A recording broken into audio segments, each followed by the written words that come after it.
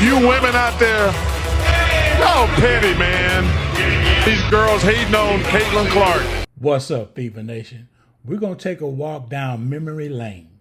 We're going to go back 2 years ago in the playoffs. It's the Fever's first trip. It's the Fever's first trip to the playoffs since forever, okay? And after the post-game interview, guess who is alleging racial slurs are being hurled at her by Fever fanbase, by Fever Nation? Yes, you guessed it correct. Alyssa Thomas. And I want you to notice something now. The Fever fan base has been under attack by the W and the women in the W since 2024. Remember, they began the 2025 season playing against the Chicago Sky. Who made allegations against the Fever fan base game 1 of the 2025 season? Angel Reese, of all people, Angel Reese. And they said that an Indiana fan, said something, made a racial slur to her. Look at all the women who ran to the defense of the Chicago Sky, but there was only one problem. It didn't happen. It never happened. We're going to listen to Alyssa Thomas make similar allegations 2 years ago. And I have to ask one question to you all out there who think this actually happened. Where's the evidence? Where was the evidence of this ever being proven? They have microphones and cameras all over these WNBA arenas. Now, I know because of Caitlin Clark, they're playing in bigger arenas, but the fact still remains there is cameras and microphones all over the WNBA arenas. When did it happen? Where did it happen? Why wasn't the evidence presented? Yet the Fever Nation has to be subjected to this nonsense every time the women in the W are being held accountable. This is their deflection. When instead of owning up to their foolishness on the floor, the antics, Alyssa Thomas was playing like this then, and she's still playing like this now. The only difference was she ratcheted it up against Caitlin Clark when she had her on the floor in this last game. And it's on tape. You can't run from the tape. Y'all can't run from this. But you're going to listen to Rosalind Gold Onwude try and cover for Alyssa Thomas in another video that I'm about to show you after this. If you agree with me, like, comment, and subscribe, and share this video. You women out there, y'all petty, man. These girls hating on Caitlin Clark. In my 11-year career, I've never experienced the racial comments from the Indiana Fever fan base. We had her face on a serious matter that happened in this world, and it's unacceptable, honestly.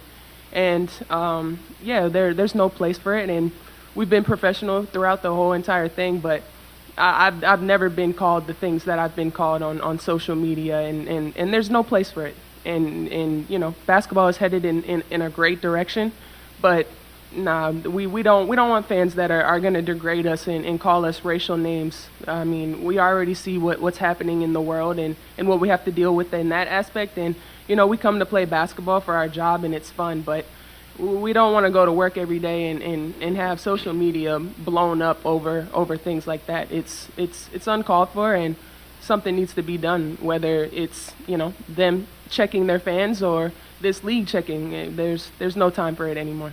Is Alyssa Thomas alleging or suggesting censorship? You don't want to hear any criticism from anybody about your game? Now, this is before the Fever. This is before the money. Now, this was in 2024 of the playoffs. This was probably at or around the time Caitlin Clark was poked in the eye by her teammate Dejanay Carrington. You have a whole team full of Clark haters in this playoff. This was Christy Size versus Stephanie White. This was when Stephanie White, right after this season was over with, Stephanie White cried her way out of Indiana out of Connecticut so she could come to Indiana. And we're not going to get into that aspect, but the point I'm trying to make is, where's the evidence? These allegations, she's just hurling allegations after allegations in this presser, this post-game presser. Notice she's not very specific at all about what was said. Here, I have the evidence. This was 2 years ago. This was online today, like on X. I pulled this off of X. Where was the adjoining evidence that she was talking about in this video? Who said what to you? Now she said it was online. Online. Now y'all know online is the wild, wild west. Okay. Don't go online if you ain't got the stomach for it.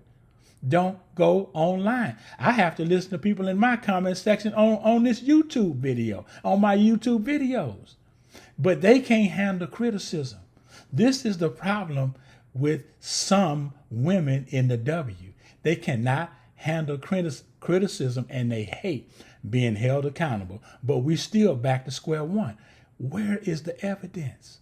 Where is the evidence of the slurs that she said that were made online? Y'all know the internet is forever. So go back and pull it up. If you all can pull up something or a post that she was referring to, drop it in the comment and post it. Post it in the comment with a link so the audience can go back and say, oh, okay, well, MMP, you was out of pocket on that. Here's what somebody said. Now, we're about to listen to Rosalind Gold on Woo Day. She expects, just like Alyssa Thomas made in this, she expects Caitlin Clark to control her fan base. Can you imagine this? That's why I named, you saw the thumbnail. That's why Caitlin Luther Clark, they want her to control her fan base. She don't even know most of her fan base. Outside of the Iowa contingency that followed her into the W, she doesn't know her fan base. And how is she supposed to control her fan base? Hell, nobody can control yard play in the W, not even the officials. You see, if the officials would have done their job in that last game they played, we wouldn't be still talking about this. Now they got dragging Caitlin Clark in the interview, trying to defend AT low key, trying to defend AT. And she started all this mess with her foolishness. Now she's running to the race card, to the I'm getting death threats. And these are all allegations. And if she is getting death threats, I'm not down with that. I don't condone that. But we know this. But when is someone gonna ask Alyssa Thomas to stop playing like some kind of animal out here on the floor when she's competing against other women, especially the ones she doesn't like and has a vehement disdain for, simply because of her orientation? We're not gonna get into that much more than that, but let's now listen to Rosalind Gold on Wild Day and what she expects from Caitlin Clark. Y'all take a listen to this. Don't get it twisted. Don't get it fucked up. Caitlin Clark is the reason why a lot of great things is going to happen for the WNBA. Caitlin has not had a proactive approach around toxic fandom and what's appropriate for, or something that she celebrates or likes to see in her fan base, or being proactive against any type of hateful discourse around WNBA and its players, against it and denounced it. So I think, this is where she has agency in how loud of an advocate she wants to be, how loud of an ally she wants to be for her fellow WNBA players, for her teammates, players, women that she's sharing the locker room, blood, sweat, and tears with. And, for the most part, our majority Black women, a number of people identify as LGBTQ. It's her choice, how she wants to participate as someone who's willing to say, I am them and they are me. And anything nasty is unacceptable. Anything hateful is unacceptable. And to do that on her own. And, that's hard. And I'm not sure it's fair to say that she has to, or that she needed to be ready this season. Perhaps we would have liked to see her prepared for that. But one, she has the agency to choose to participate in that way. Two, I think there is reasonable grace to be given to a player who a lot of this is moving so fast, like straight from a college season that was electric right into the WNBA season that's been electric, and in a level of attention that has really never been seen before for a women's basketball player and for many athletes.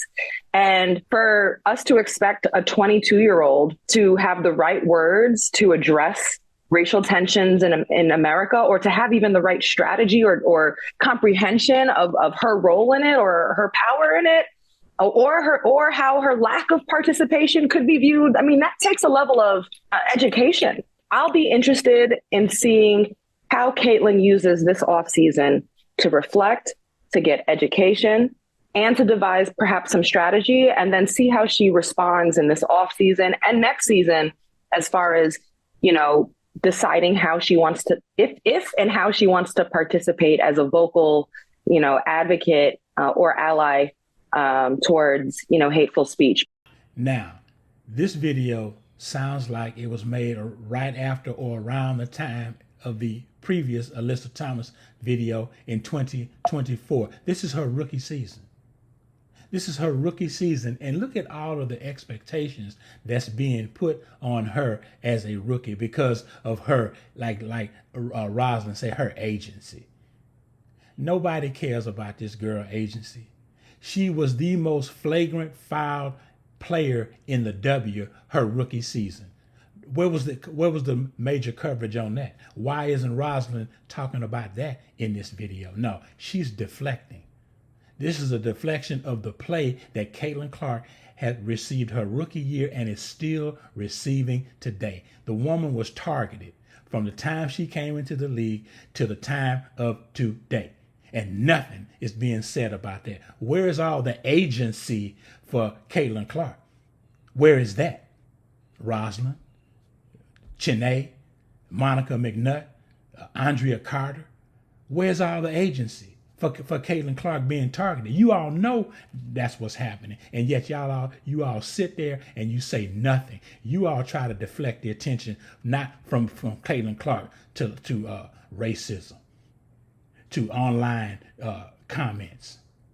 Get off the social media. If you ain't got the stomach for it, stay away from that. It's the wild, wild west.